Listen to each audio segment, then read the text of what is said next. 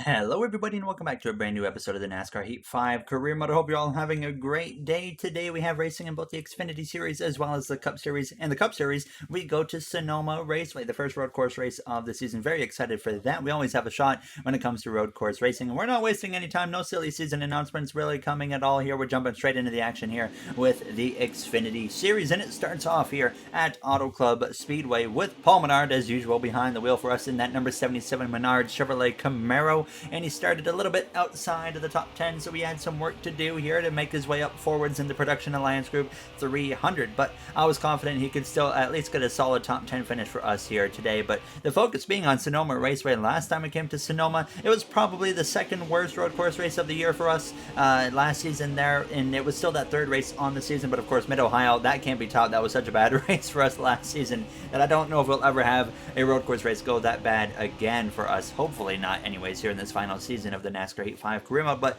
hopefully we can be a threat for the win here today. But Paul Menard certainly was not a threat for the win in Auto Club. He actually spun out through turns 1 and 2. He only did a nice little 360, went around, kept going, so there was actually no caution. So he jumped straight through to the final lap here down the front straightaway, and of course Paul was way behind. There was actually another incident behind Paul, and that actually allowed Paul to still get a strong 13th place finish after that, because there was a whole bunch of cars that were way behind him when he had that initial spin. So he still got a solid finish out of that race here in Auto Club for the Production Alliance Group 300. So I was pretty happy with that. Now setting our sights though on the Cup Series race here from Sonoma Raceway. Last time we came here for qualifying, we actually crashed. So the goal was to not crash today. We had the Dr. Pepper paint scheme back on the car for the first time this season, and we came through to start our qualifying lap. I was feeling pretty confident to at least be up in the top 5, maybe even go for a pole. This is the only track we've ever qualified on pole for in our NASCAR Heat 5 career mode. Only one time in our career, a pole. Let that sink in. But there you see, I make a mistake into the carousel. Thank goodness I didn't crash the car, so I got it back on the track in time, and we actually still rebounded for a half-decent effort with the 134 flat,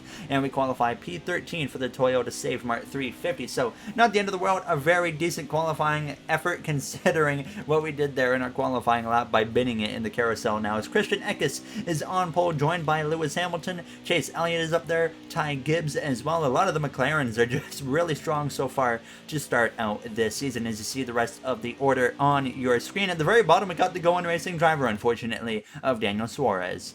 Alright, boys, I mean, when it comes to road racing, we know we're going to be a competitor no matter how the car is, to be honest. So, I mean, I don't see why we can't win today, get a win early in the season, and make it a lot more comfortable here for the playoff fight. So, let's go get one.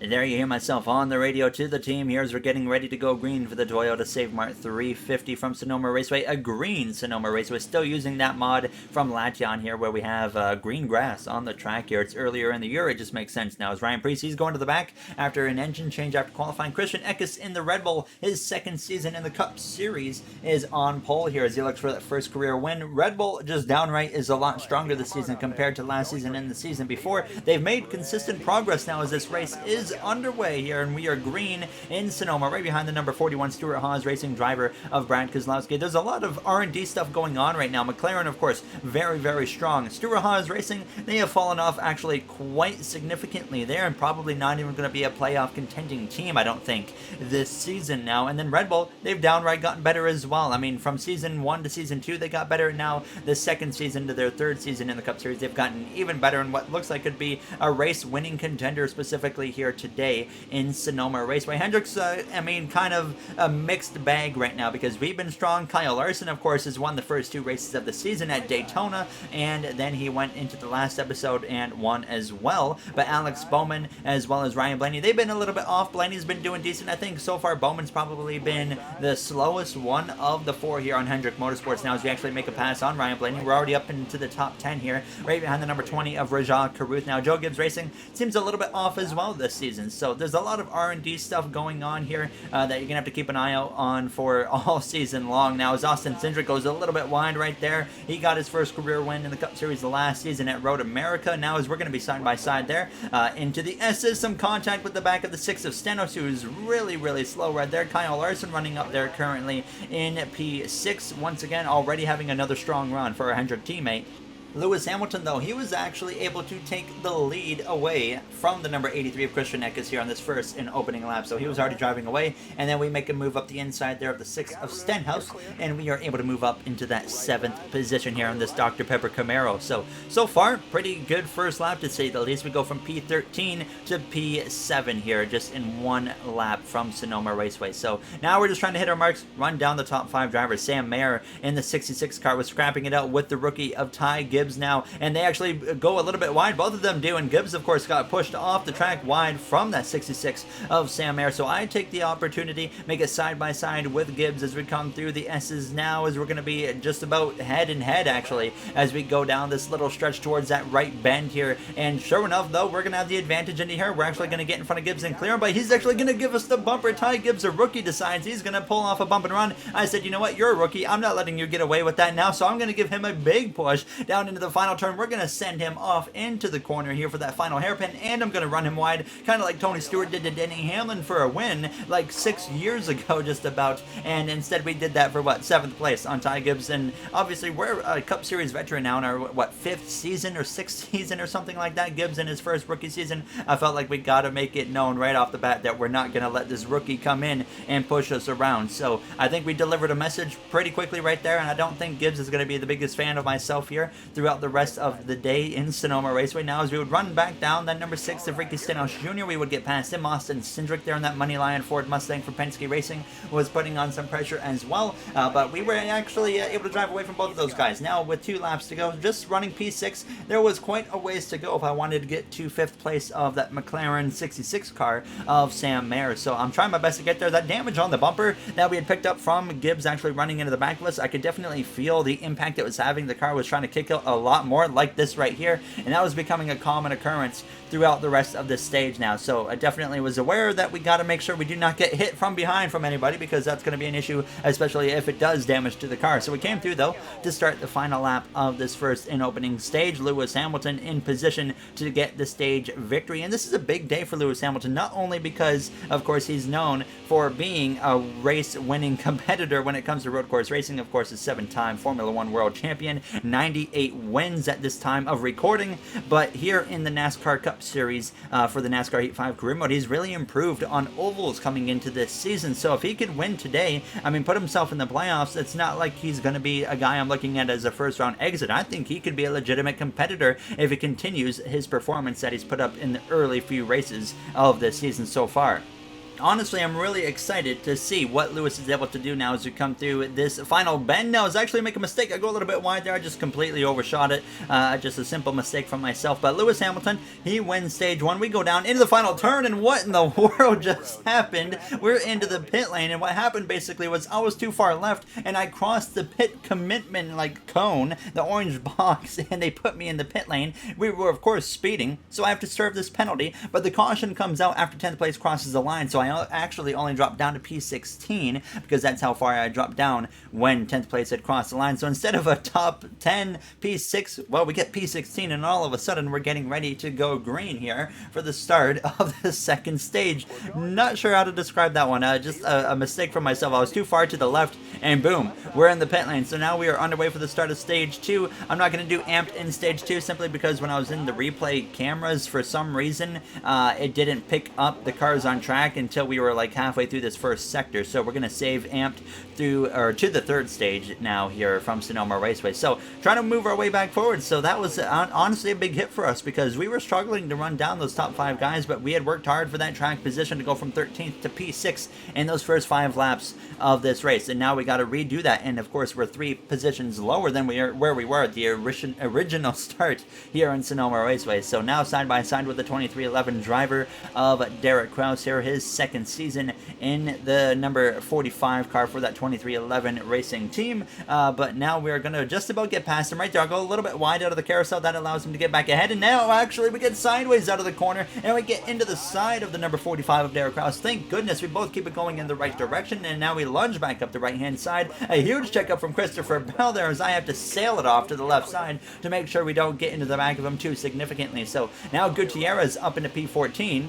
Now a big checkup right there in the 43 of Gutierrez just plows into the back of me. He was not ready for that whatsoever. And now we have damage on the back end of the car like we did in stage 1 after Ty Gibbs got into the back of me on this corner just up ahead of us. So now I was a little bit annoyed with that, knowing that this car is probably going to free up quite a bit here in this second stage. So definitely going to have to be aware of that there as I go down to the right-hand side. And we're going to try and push Christopher Bell past the number 25 of our teammate of Ryan Blaney for this Gordon Hendrick Motorsports racing team. I'm forgetting to add the Jeff Gordon part of this team this season when I'm talking about our 24, 25, 5, and 48 team, but I'm going to try my best to get that corrected here now. As you guys know, if you're maybe new to the series, Jeff Gordon is a co-owner basically of Hendrick Motorsports now and is in the lead role of the competition of this team for this career mode for this final season. So now up the left-hand side of Christopher Bell, who's having a very strong run, once again considering the equipment he's in with that 17 car. That Roush LeBron racing team just downright better this season now as we come through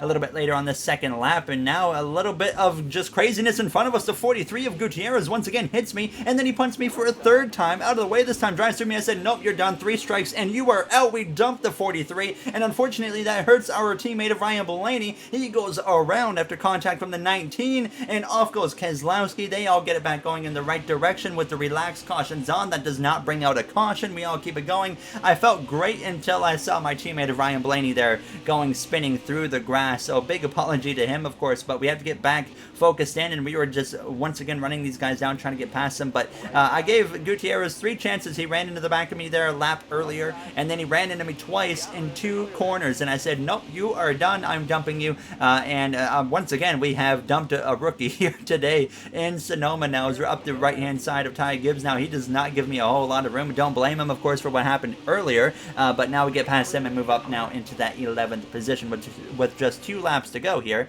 in stage 2.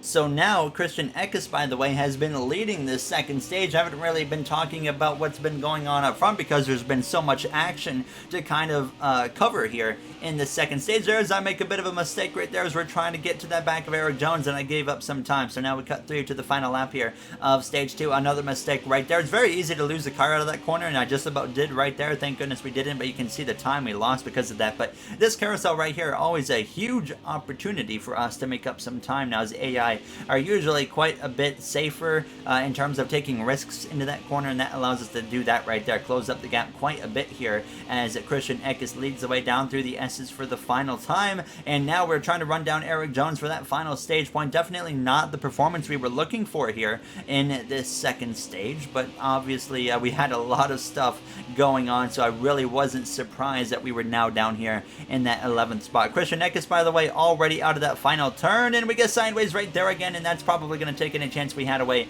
of making a potential dive bomb up the inside of Eric Jones into that final hairpin. So Christian Eckes wins stage 2 for Red Bull Racing, and has been Red Bull and Mercedes today, the 2 F1 teams coming into NASCAR and showing what they got here today from Sonoma. Now as we get to the back of Jones, not quite enough to do anything right there to that final hairpin, so Jones is going to get the final stage point there in that number 7 car. We're going to have to settle here for P11 at the end of stage 2. So now that really kind of puts us in an awkward position where we know we got a lot of work to do, and obviously we're used to being so much higher up the order, and so I don't know if we're going to have a chance to win this race. Kyle Larson, by the way, got up to 2nd. He passed Lewis Hamilton, so maybe Larson could go 3 wins in a row potentially here today at Sonoma Raceway. Of course, we're going to come into the pit lane, put some tires on the car, just put a splash of fuel in, and we should come out about P11 once again. There's you see the rest of the order. Unfortunately, Blaney was down there in the mid-30s because of the incident I caused, so I really felt bad for that there, but we do hold on to P11 here after the pit stops, getting ready to go green for the 3rd and final stage. Kyle Larson got the lead on the pit lane. He leads the way back to the green flag, and now it is time to get amped here in Sonoma.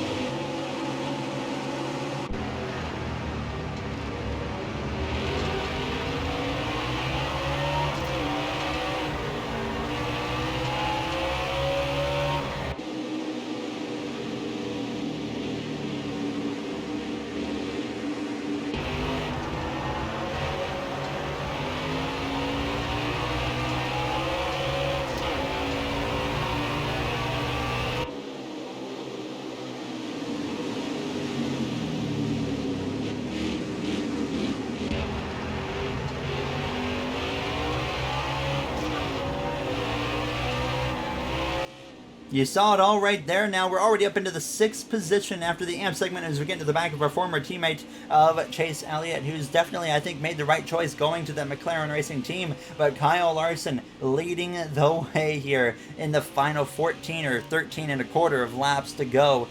Kyle Larson leading the way, looking for his 3rd win on the season. And of course, we've only done now 3 races this season. It would be his 3rd win in a row, which would just be unbelievable. And to do it for the first 3 races of the season, even crazier now. And I'd be very surprised if he pulls it off now. It's so hard to do that now, but we'll have to wait and see. Now, as we only have 13 laps remaining in this race, anything is possible. But unfortunately, I didn't quite have the pace in the car that I thought I had, and then I make a big mistake right there. I overshoot the corner, left the door wide open for the front row Mercedes of Todd Gilliland to go through. A really good run today, by the way, for Todd Gilliland now, as that Mercedes, overall, their program with the actual team they run of Mercedes with Lewis Hamilton, and then, of course, they give their engines and whatnot to that front row team. They just seem to be downright faster as well this season, but actually, I clipped the wall right there. Eric Jones was coming out of the pit lane here on lap 20. Some potential mechanical issue for him. Took him a lap down. He's still in the race, of course, but 1 lap down, and at Sonoma, that pretty much takes any chance you have away, and you look at how many laps you have to go, only 11. So